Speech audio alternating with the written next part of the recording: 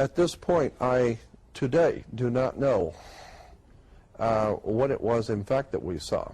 But when we got back to the hotel, the motel that night, Paul said that he, about a half hour, 45 minutes, something like that, after he fell asleep, he woke up totally awake, and something picked him up, actually picked him up and set him up in bed, involuntarily. And the moment he sat up, a light came on over his head like a little dim night light. And he looked up to see an alien's face with the typical alien's face with the bubble eyes, but it was glowing, and you could see through it. You could see the ceiling through it, as if it were a hologram of some kind. And it was glowing, looking at him, and he said it slid across the ceiling, went across the ceiling, hit the wall, and came down to where it was even with him sitting in bed. It went through the wall and disappeared. But Ivy, in my room, was laying so that she could see the door, and she said she saw the glowing on the wall, but she couldn't tell what the light was because it wasn't very bright. And she said, but when she opened her eyes to see the glowing of the light in Paul's room, which was the face on the wall, a little red, tiny little red dot of light came through Paul's room and came in and hovered over her.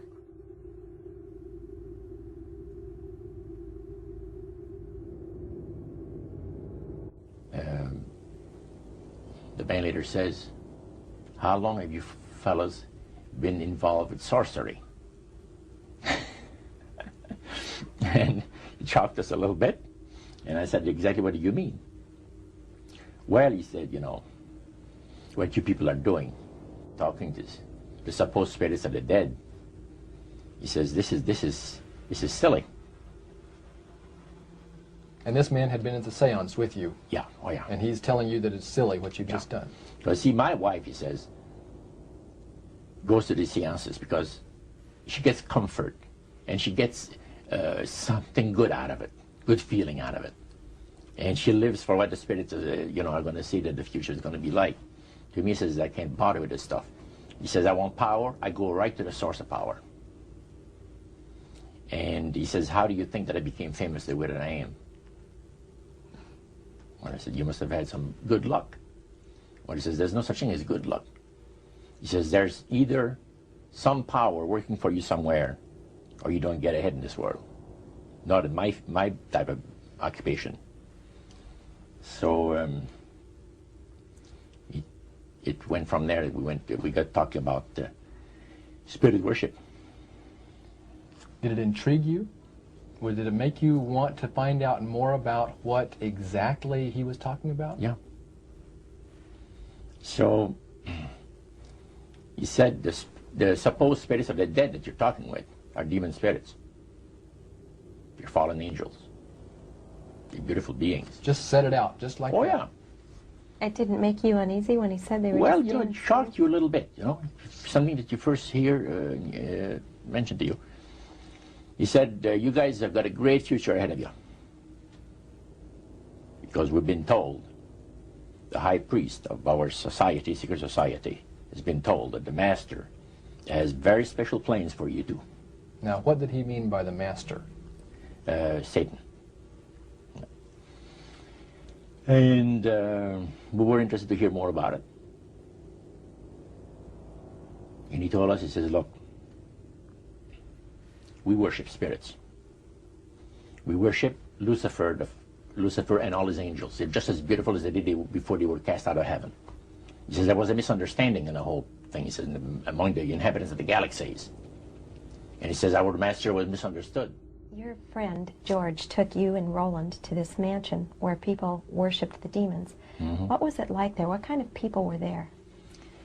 Well, it was a big surprise for me, as I kind of made up in my mind an idea that they were going to be rough-looking characters. But as we entered the place, I was amazed to see that they were all very well-dressed, well-mannered, and that a lot of the people, as we were being introduced to people, were professionals, doctors, attorneys, a lot of business people. And see what they had? They had a praise session to the gods, which is the spirit counselors, which are in charge of legions of spirits. See what they had? They had a praise session to the gods, which is the spirit counselors, which are in charge of legions of spirits. Wow. Great son of all mortal wisdom, owl of Bohemia, we beseech thee, grant us thy counsel. So how did you feel when you walked into that room? I felt that these people had power, and they had a lot of it. Did that attract you? Yes and no. You had mixed feelings I about had it. mixed feelings about it. Yeah. Because to a certain extent, things looked so good and sounded so good to us. People believe that the dead have entered into a higher state of existence than they had when they were alive. Also that they are in a position and have the capacity to help the living here on earth. See? And you take, for instance, like Loretta Lynn. She says on national television, and I have the data on it, that I heard it myself. She said that she was made successful in her singing career by a dear friend of hers that was the same age as she, and died when she was 18 years of age. And Loretta was trying to get into the singing world, you know, but she says, I had no success at all. Until one night I was sitting in bed reading a book. And she says, who walks right through the wall with my friend, the spirit of my friend? And she says, Loretta, I'm going to make you a very famous person in singing Western country music, and I will be with you all the time. Trust me. Now, the priest explained that when people believe in this business, they are actually opening themselves to be completely deceived by demon spirits, because it gives the demon spirits an opportunity to impersonate the dead.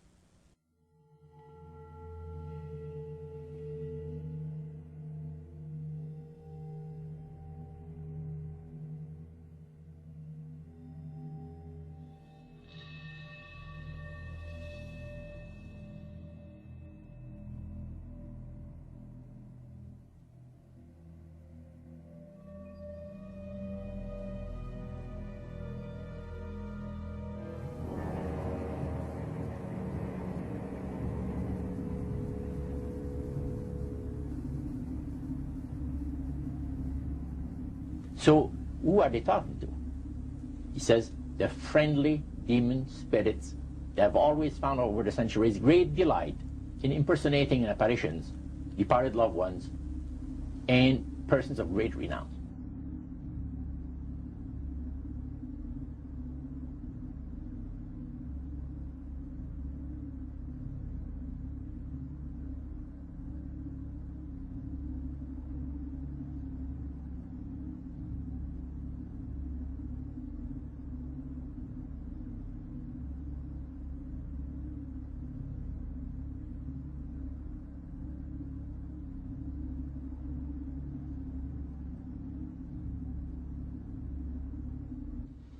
Then the medium said, we have a very special surprise tonight for you people.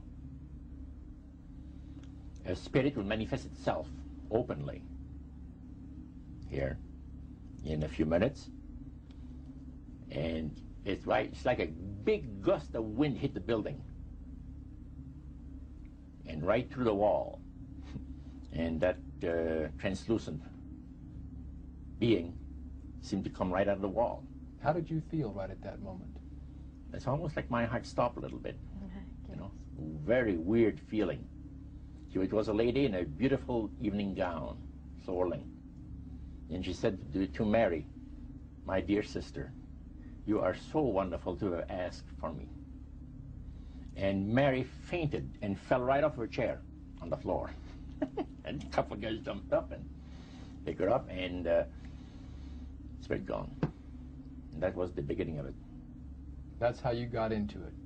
Yeah, that's the way we got into it. After a while, you see, There's something interesting about the human mind. You can adjust an awful lot of stuff. You can adjust to a lot of things that would terrify you to begin with. After a while, they become common and ordinary. So you mean contact with the supernatural can become commonplace and ordinary and doesn't bother anybody? Yeah. In other words, the more that you do it, you're not uncomfortable. That's right. It's just not an uneasy feeling. Yeah. So how did you feel about it? Then I after got that? into a secret society that worshipped the spirits, you see. Well, okay, now how is that different from the seance, Roger?